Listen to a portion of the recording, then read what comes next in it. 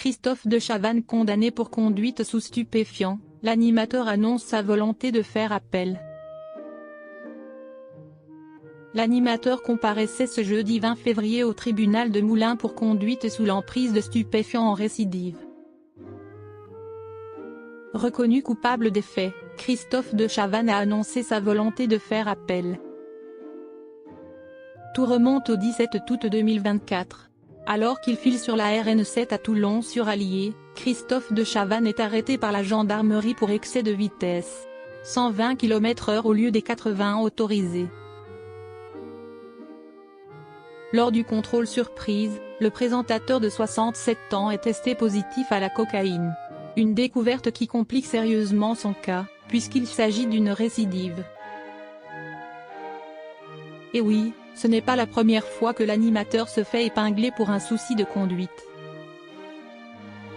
En 2015, il avait déjà été condamné à une suspension de permis de 4 mois et une amende de 1 000 € après avoir été flashé à 218 km/h sur la 71.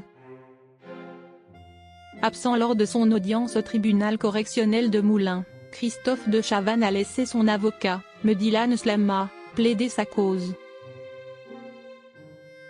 Selon lui, son client n'aurait jamais consommé de cocaïne, mais aurait été contaminé après une nuit passée avec une femme qui, elle, en aurait consommé.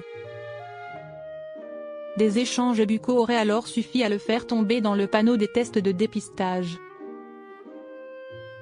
Lors de son audition, l'animateur avait affirmé ne plus consommer de cocaïne depuis au moins 6 ans, exception faite d'un contrôle positif au volant en 2021, pour lequel il a été jugé et condamné.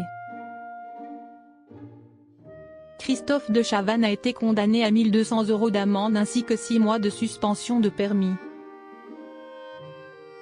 Une explication qui n'a pas convaincu le tribunal. Verdict, une amende de 1 200 € et une suspension de permis de 6 mois.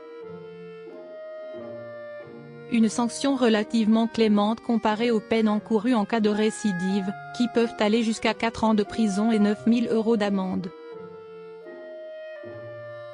Après un coup de fil avec son client, Maître Slama a annoncé son intention de faire appel de ce jugement en justifiant plusieurs erreurs de droit.